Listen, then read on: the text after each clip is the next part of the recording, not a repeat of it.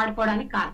మేము ఒకటైతే చెప్పదలుచుకున్నామండి, ఇప్పుడు ప్రజలు ఇచ్చిన తీర్పును మనం గౌరవించాలి. మరో అంశాన్ని కూడా లేవనెత్తారు. ఝాన్సీ నిన్న ఒక మహిళని జుట్టు పట్టుకొని ఈడ్చుకెళ్తున్నటువంటి వీడియో ప్రతి ఒక్కరం చూస్తున్నాం. ఎంతవరకు సమంజసం? మహిళలు గౌరవిస్తామని చెప్పి మీరు పదే చెప్తున్నారు కాబట్టి ఆ విషయంలో 100% ఖండిస్తాం. మీకు గతంలో కూడా మేము చూసినాం, టిఆర్ఎస్ పాలనలో జరిగినప్పుడు చిన్న పిల్లల మీద రేపులు జరిగినప్పుడు, 80 ఏళ్ల ముస్లింల మీద రేపులు జరిగినప్పుడు, అవన్నీ జరిగినప్పుడు మేము క్యాండిల్ ర్యాలీ చేసి మేము వినత పత్రం ఇచ్చి, అప్పటి వరకు కూడా మహిళా చైర్పర్సన్ లేకుంటే కూడా మేము ఎన్నో సీఎం గారికి రిక్వెస్ట్ చేసినాము. రాజ్యాంగబద్ధంగా ఒక మహిళా చైర్పర్సన్ లేదన్న 5 సంవత్సరాల వరకు ఒక మహిళా మినిస్టర్ లేకుండా, మహిళా చైర్పర్సన్ లేకుండే, ఇవన్నీ గతంలో చేసిన అరాచకాలు తప్ప పార్టీ ఇప్పుడు జరుగుతుంది. ఇప్పుడు మహిళ అంటే గౌరవం ఇస్తుంది.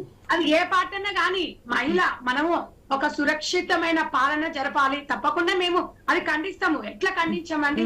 ఒక మహిళను ఆ రకంగా గాని, పార్టీలకు అతీతంగా కానివ్వండి, పార్టీకైనా, ఇప్పుడు బీజేపీలో మహిళలకు అవమానం జరిగినా మేము ప్రశ్నిస్తాము.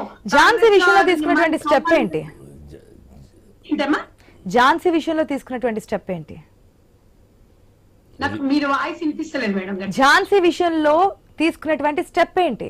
ప్రతి ఒక్కరు చూసారు, ఖండిస్తున్నారు, అమానుషం అంటున్నారు. ఇటువంటి ఘటనలో ఒక మహిళలు అయ్యుండి మరొక మహిళని ఈ విధంగా తీసుకెళ్ళడం అనేది తప్పకుండా దాని మీద చర్యలు తీసుకుంటాము. తప్పకుండా దాన్ని మేము మొత్తం కూడా చూస్తున్నాము. తప్పకుండా అట్లాంటిది మేము ఎప్పుడు ఎంకరేజ్ చేయమమ్మా. మీరు ఒక్కసారి గుర్తు పెట్టుకోండి, ఎవరైనా ఏ పార్టీ వ్యక్తులు కానీ నిజంగా అందులో ఎవరైనా ఉండనియండి, పార్టీ సస్పెండ్ చేస్తది, పార్టీ తప్పకుండా చర్యలు తీసుకుంటది. క్రమశిక్షణ సంఘం ఉంటది, క్రమశిక్షణంగా ఇక్కడ ఉంటారు, వ్యక్తులు ఉంటారు, దానికి ఒక అది ఉంటది, తప్పకుండా తీసుకుంటాం. అట్లా చేయమని ఏ పార్టీ కూడా మంచిది కాదు అది. ఇలా కాంగ్రెస్ పార్టీ చెప్పడం అని కాదు, బీజేపీ చెప్పడం, బీఆర్ఎస్ కాదు.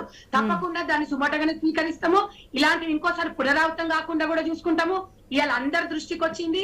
అది ఏది చేయడం కూడా మంచి పద్ధతి కాదు, ఏ పార్టీలకు కాదు, ప్రజాస్వామ్యంలో ఎవరికి కూడా అది మంచి పద్ధతి కాదు. ఈ రకంగా ఆ అమ్మాయి ఇప్పుడు చేస్తుందంటే మా ప్రభుత్వంలో పోలీసులకు మేము స్వేచ్ఛ అట్లా ఇవ్వలేదండి. మీది కర్తవ్యం మీరు చేసుకోండి. మీరు గతంలో ఉన్న బీఆర్ఎస్ పాలనలో పోలీసు వాళ్ళు మీరు ఈ రోజు బీఆర్ఎస్ పార్టీకి తొత్త బలికిందో లేకపోతే ఏం చేసినా అట్లా కాదు. మీ కర్తవ్యము మీరు నిర్వహించండి. మీరు ప్రజాస్వామ్యంగా ఎన్నుకోబడ్డోళ్ళు గారు, మీరు ఒక గవర్నమెంట్ అధికారులు.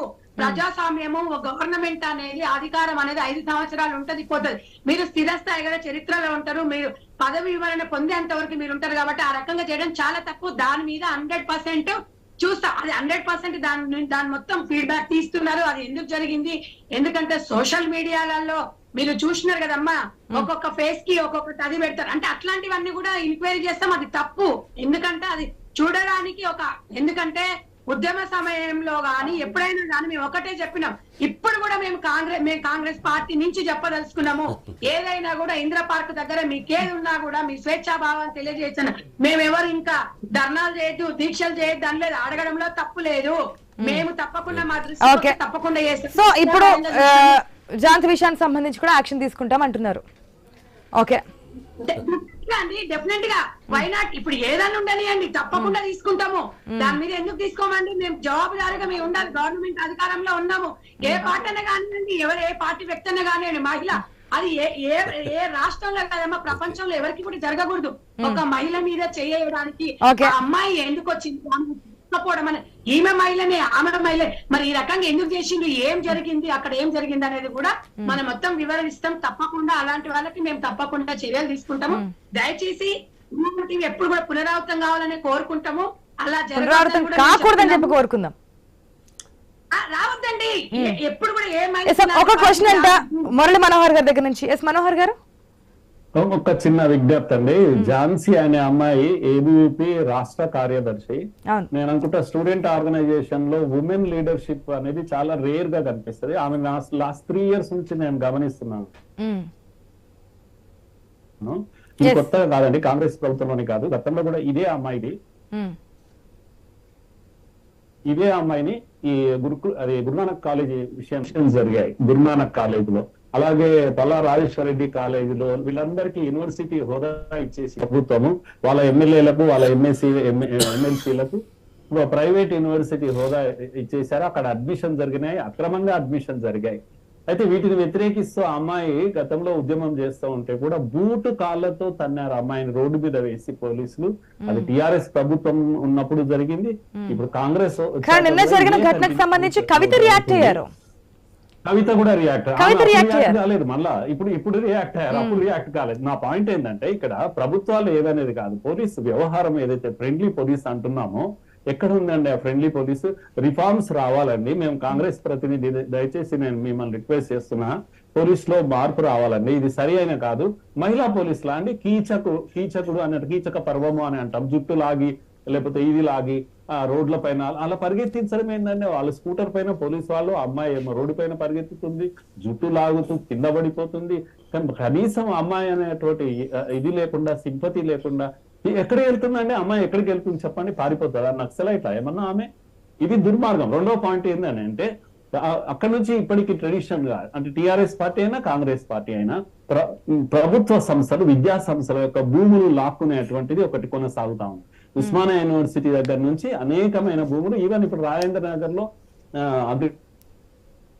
Agriculture university కుంచుకుపోయింది.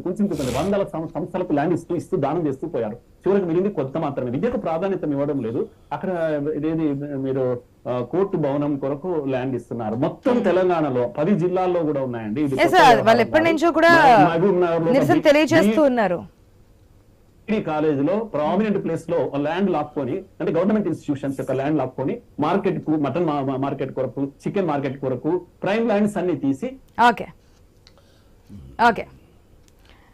ఒక నిమిషం చిట్టిబాబు గారు. వేణుగోపాల్ యాదవ్ గారు, అంటే at the cost of education poor students చదివేటువంటి ప్రైవేట్ సంస్థలకు ఇవ్వడం, లేకపోతే వ్యాపార కనుక దయచేసి కొత్తగా అధికారంలోకి వచ్చిన కాంగ్రెస్ పట్టించుకోవాలి. ఓకే అండి, తప్పకుండా సంధ్యారెడ్డి గారి దృష్టికి వెళ్ళింది కాబట్టి ఐ థింక్ క్లియర్ గా ముందుకెళ్తారనుకుంటున్నాం. చెప్పండి మేడం. ఒక నిమిషం అండి, సంధ్యారెడ్డి గారు ప్లీజ్. సార్ నేను ఒక్క నిమిషం చెప్తాను. పోలీసుల అత్యుత్సాహం అనేది రేవంత్ రెడ్డి గారు మొన్న కూడా గమనించారు. మేము గాంధీ భవన్ కి వెళ్ళినా కూడా ఒక మహిళా కానిస్టేబుల్స్ మా మీద తోసేయడం, మాతో మాట్లాడుతున్నారు. సీఎం రేవంత్ రెడ్డి గారు ఒకటే చెప్పారు, మీ పరిధి ఎంత వరకు ఉందో అంతవరకు చూసుకోవాలి, మీరు మహిళల జోలికి వెళ్ళకూడదు అని చెప్పారు. అలాంటి మాకి చెప్పినారు. ఆ రోజు వాళ్ళకి వార్నింగ్ ఇచ్చినారంటే ప్రజాస్వామ్యంలో రేవంత్ రెడ్డి గారు ఇలాంటివి పునరావృతం కాకుండా చూస్తారన్న నమ్మకం మాకు కలిగింది. మేము ఎక్కడికైనా వెళ్తే మహిళలను గౌరవించాలి. వాళ్ళు ఏదో అత్యుత్సాహం గతంలో చెప్పిన బిఆర్ఎస్ ప్రభుత్వం కాదు ఇది, పోలీసు ఫ్రెండ్లీ పోలీస్ అంటే ప్రజల మధ్యన ఏదన్నా చెప్పడం ఓకే, కానీ చేతల్లో ఎక్కడ కనిపిస్తున్నది కదా పాయింట్. ఓకే, ఫ్రెండ్లీ పోలీస్ ఇప్పుడు ఈ గవర్నమెంట్ కాదు, గత ప్రభుత్వం నుంచి చూస్తున్నాం. కానీ పోలీసుల యొక్క అందరూ కాదు, పోలీస్ వ్యవస్థలో అందరు పోలీసులు కాదు, కొంతమంది వల్ల ఇటువంటి జరుగుతూ ఉన్నాయి కాబట్టి. సీఎం రేవంత్ రెడ్డి గారు మహిళల మీద దాడి చేయమనిలే, గతంలో మీరు ఏ రకంగా ఉన్నారు, ప్రజలకు జవాబుదారీగా ఉండాలి, చూసుకోండి అని చెప్పాలి. పోలీసులు ఓకే, మరి ఇప్పుడు ఎటువంటి యాక్షన్ తీసుకుంటారో చూద్దాం కదా. వేణుగోపాల్ యాదవ్.